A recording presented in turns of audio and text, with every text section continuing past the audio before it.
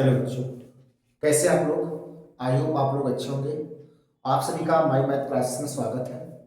आज के सेशन में हम लोग कक्षा 10 की गणित अध्याय 2 जिसमें हम लोग पढ़ रहे थे बहुपद।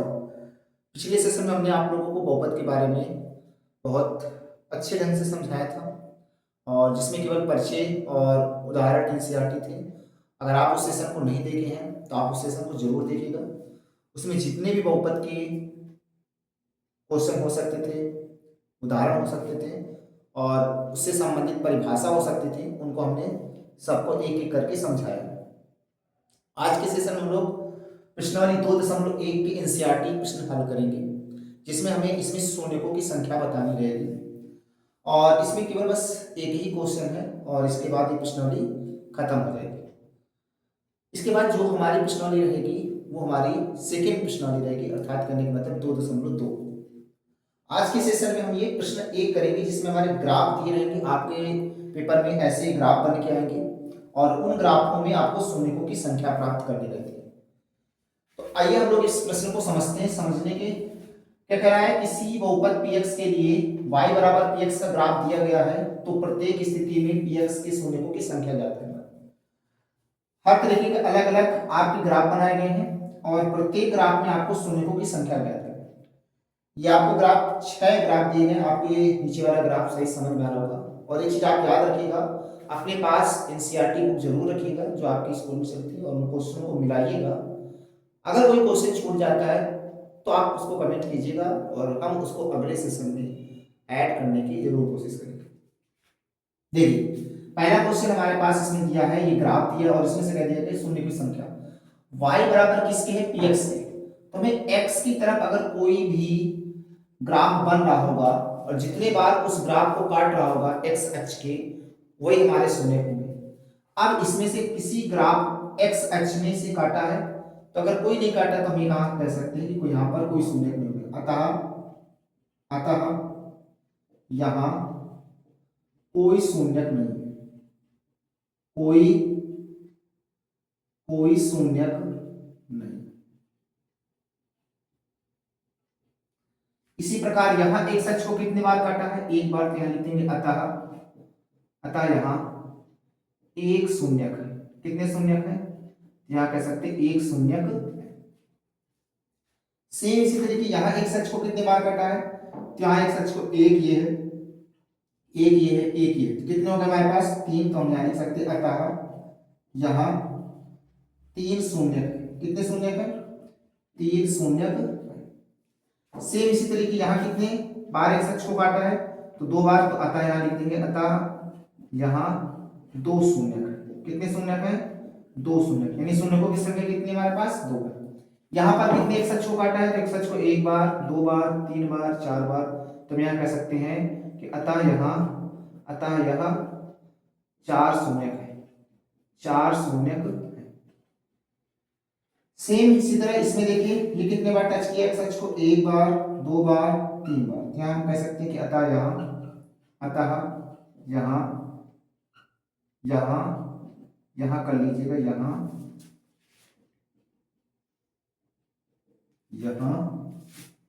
कितने शून्य हमारे पास, यहां तीन शून्य। आई होप आपको समझ में आ गया होंगे कि हमें शून्यकों की संख्या कैसे ज्ञात करना है। तो शून्यकों की संख्या अगर आपको ज्ञात करना है तो दिए गए y बराबर px है, तो px वाली यानी x अक्ष वाली रेखा में आपको गिनना है कि वो ग्राफ कितने बार उसको काट करके जाता है। तो हम ये कह सकते हैं कि यहाँ शून्यकों की संख्या हमारे पास एक है, तो फिर एक बताएंगे, दो है तो दो बताएंगे। वो कब बताएंगे, जब ग्राफ जितने बार x अक्ष को काट रखा होगा। ये हमारे पास प्रश्न एक था और इस एनसीईआरटी 2.1 की प्रश्नावली में हमारे पास एक ही सवाल है और एक ही सवाल को हमें इसमें ग्राफ के बारे में समझना था, उसको हमने समझ लिया था। अब बात आती है कि हमने जो सेशन बहुपद वाला किया था जिसमें कुछ ऐसे फार्मूले रह गए थे जो अब आगे आपकी जो प्रश्नावली 2.2 आएगी उसमें आपके लिए बहुत सहायता करेंगे। उनके बारे में एक बार हम लोग यहाँ पर फिर से अध्ययन कर लेते हैं उन सूत्रों को कि क्या क्या सूत्र रह गए थे। देखिए, अगर हम सूत्रों की बात करते हैं, हमारे सूत्र रह गए थे।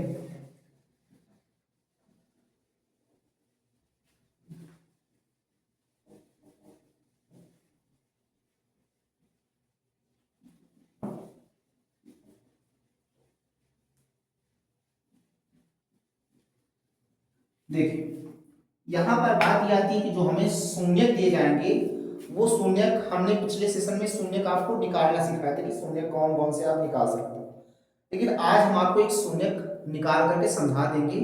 और इसमें द्विघात बहुपद आपको बनाना है। यदि अगर आपके दो शून्य दिए तो कैसे आएंगे, देखिए फार्मूला आप इनको नोट कर लीजिएगा जरूर, ये रहे गए थे। यहाँ लिखेंगे यदि यदि दो शून्यक यदि दो शून्यक अल्फा तथा बीटा हो तब द्विघात बहुपद होगा। अगर हम बात करते हैं कि हमारे पास दो शून्य दिए गए और हमसे द्विघात बहुपद के बारे में पूछा तब क्या सूत्र होगा, याद रखिएगा एक्स स्क्वायर माइनस शून्य का योगफल x प्लस शून्य का गुणनफल। ये चीज आप जरूर याद रखिएगा कि अगर हमसे दो घात बहुपद पूछ रहा है और उसमें से दो शून्य दिए गए, ये तो हो गया आपको परिभाषा के रूप में कि कैसे आपको याद रखना है। लेकिन अगर संकेत दिए गए अल्फा और बीटा तो संकेत में आप कैसे लिखोगे, या करके x square minus alpha plus beta x, क्योंकि शून्य को कोई ऊपर तो शून्य हमारे पास अल्फा और बीटा है, तो इसलिए हम यहाँ कह सकते हैं alpha plus beta x plus alpha into beta, यानी शून्य को का गुणन। तो हमारे हिसाब से तो आप ये वाला याद रखिएगा तो ज्यादा बेटर रहेगा। ये वाला याद रखेंगे तो ये संकेत तो बदलते रहते हैं, जरूरी थोड़ी नहीं कि वहां पर अल्फा और बीटा ही दिए हुए हैं, क्योंकि यहाँ पर आप इनको याद रखोगे तो ये कुछ भी आपके शून्य दिए हैं तो आप उनको कर सकते हैं। बाकी आप इन दोनों को याद रखे रहेंगे तो आपके लिए ज्यादा अच्छा रहेगा। हमारे पास अब दो शून्य की जगह पर तीन शून्य आ जाए तब कैसे करेंगे, यदि तीन शून्य, कितने शून्य हैं तो तीन शून्य की बात की गई, तीन शून्य कौन कौन से, अल्फा कामा बीटा तथा गामा हो तब त्रिघात बहुपद। भाई तीन शून्य है तो त्रिघात निकाला जाएगा, त्रिघात बहुपद होगा। और अगर आपसे दो शून्य दिए होते तो द्विघात बहुपद आप निकालते। अब हम त्रिघात निकालने के लिए कैसे सूत्र का प्रयोग करेंगे तो ध्यान से देखिएगा, एक्स स्क्वायर माइनस शून्य का योग कोष्टक बंद एक्स स्क्वायर प्लस शून्य के गुणनफल का योग x माइनस शून्य का गुणनफल। ठीक, तो ये चीज जरूर आप याद रखिएगा कि अगर हमें इनको जरूरत पड़ गई त्रिघात निकालने के लिए तो त्रिघात के लिए ये फार्मूला। अगर हम इन्हीं का संकेत में लिखे तो संकेत में क्या हो जाएगा, या करके लिखे दे रहे हैं x cube minus alpha plus beta plus gamma x square plus शून्य को का गुणनफल alpha beta plus beta gamma plus gamma alpha x minus alpha into beta into gamma. ये हमारे पास त्रिघात शून्यक में त्रिघात बहुपद अगर आपको निकालना है तो त्रिघात बहुपद में तीन शून्यक दिए रहेंगे और तीनों शून्यकों को हम क्या कर सकते हैं, इस तरह करके त्रिघात बहुपद निकाल सकते हैं। ये सूत्र रह गए थे, इनको बताना जरूरी था, क्योंकि जब आप आगे द्विघात बहुपद पढ़ोगे, सॉरी द्विघात समीकरण पढ़ोगे तो उन द्विघात समीकरण में इनकी जरूरत जरूर पड़ेगी। आप यहाँ बहुपद पढ़ रहे हो और चौथे चैप्टर में जब आप पढ़ोगे तो वहां पर आप समीकरण पढ़ोगे। तो समीकरण और बहुपद में कोई ज्यादा डिफरेंस नहीं होता है। हमने आपको पहले भी परिभाषा में बता चुके हैं कि बहुपद को अगर आप समीकरण के लिखना चाहते हैं तो जीरो लगा दो तो समीकरण हो गया, और जीरो हटा दोगे तो बहुपद बन गया। लेकिन आप इनके सूत्रों की बात करोगे तो सूत्र वहां भी यही चीज का प्रयोग करेंगे और यहाँ भी वही चीज का प्रयोग कर रहे हैं, बस कुछ वहां पर समीकरण के आपके अलग से लक्षण जरूर पूछ लेते हैं कि वास्तविक है कि काल्पनिक है क्या। तो ये हमारे दो सूत्र रह गए थे जिनको हमने आपको आज बता दिया है, और आगे जो भी सवाल आएंगे उनको हम कैसे करेंगे उन चीजों को हम देखेंगे। अब यहाँ पर आज हम आपको एक क्वेश्चन समझा दे रहे हैं कि हमें शून्य निकालते कैसे। अगर हमारे पास बहुपद एक यानी हम कह सकते हैं रैखिक समीकरण यानी एक घात में दे दिया, रैखिक समीकरण में कैसे निकाल सकते हैं तो हमने समझाया था, द्विघात में दे दिए तो कैसे निकालेंगे। तो आज हमने आपको उसको समझाना है कैसे निकालें। देखिए एक हम सवाल कोई भी ले लेते हैं एग्जाम्पल के रूप में, उसको समझने की कोशिश करते हैं।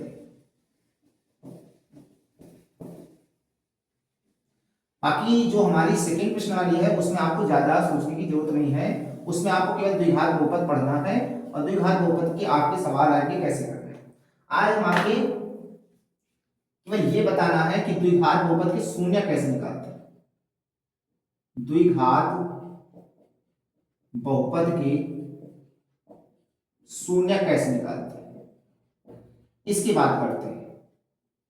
अब हमारे पास कोई एग्जांपल में कोई एक सवाल दे दिया गया कि एक्स स्क्वायर प्लस का 9x और प्लस का 18, हमसे कह दिया कि इसकी आप शून्य निकाल के दिखाइए, शून्य क्या हो सकता है। तो हमने कहा ठीक है शून्य निकालना है तो हम इसको किसके बराबर मान लेंगे, 0 के बराबर मान के चलेंगे। शून्य का भाई हमें शून्य निकालना है तो शून्य के मान लेंगे कि हाँ ये 0 के बराबर होगा। या फिर आप ये कहिएगा कि अगर आपको ये सवाल दिया ही रहता है कि px बराबर ये है तो आप फिर क्या कहोगे कि हम px को क्या मान लेते हैं, शून्य करके इसलिए 0 के बराबर मान लेंगे तो हमारे पास आ जाएगा एक्स स्क्वायर प्लस का 9x प्लस का 18 बराबर 0। ज्यादातर तो सवाल ऐसे लिखे रहते हैं, तो आप उनके शून्य निकालो कैसे। हम क्या करेंगे, एक्स स्क्वायर का गुणांक कुछ नहीं दिया तो यहाँ हम 1 मान लेंगे और यहाँ पर अचर पद जो दिया है वो हमारे पास 18 दिया है। 1 का 18 में गुणा करेंगे क्या आ जाएगा, 18 करने 18 आ जाएगा। 18 कैसे खंड करो कि आपको यहाँ पर जिस चीज का चिन्ह होगा, प्लस का है तो आप जोड़ कर लाओगे, माइनस का तो फिर आप माइनस करके लाओगे। तो यहाँ पर हमारे पास 2 नहीं 18, 3 से काटेंगे 3 3 को 9 और यहाँ 3 से काटेंगे 3 1 9 3, जोड़कर 9 लाना है। खंड कितने रखना है, केवल 2 खंड रखना है। यहाँ खंड कितने हो चुके हैं 3, अब इनको आप 2 में कन्वर्ट करिएगा। कैसे कन्वर्ट करते हो ये चीज आप ध्यान में ये रखिएगा कि जोड़ करके हमें 9 लाना है। तो हम क्या करते हैं 2 और 3 का एक साथ गुणा करा देते हैं तो हमारे पास क्या हो जाता है, एक 6 बन जाता है। तो अगर हम 6 का 3 के साथ गुणा कर देते तो हमारे मान में कोई परिवर्तन नहीं आना चाहिए, 18 आ रहा तो 18 आ रहा है। अगर हम इन्हीं को दोनों संख्याओं को अगर हम आपस में जोड़ दें तो हमारे पास जो संख्या प्राप्त करनी वो भी प्राप्त हो रही है, यानी 9 प्राप्त करनी। इसका मतलब ये वाली संख्या हम यहाँ लिख सकते हैं x square plus 6 plus 3 x plus का 18 बराबर क्या हो जाएगा 0। एक्स स्क्वायर प्लस का 6 का एक्स में गुणा करेंगे 6x प्लस का प्लस में गुणा करेंगे प्लस हो जाएगा, 3 का एक्स में गुणा करेंगे 3x प्लस 18 बराबर क्या हो जाएगा 0। ये दो दो कॉमन ले लीजिएगा।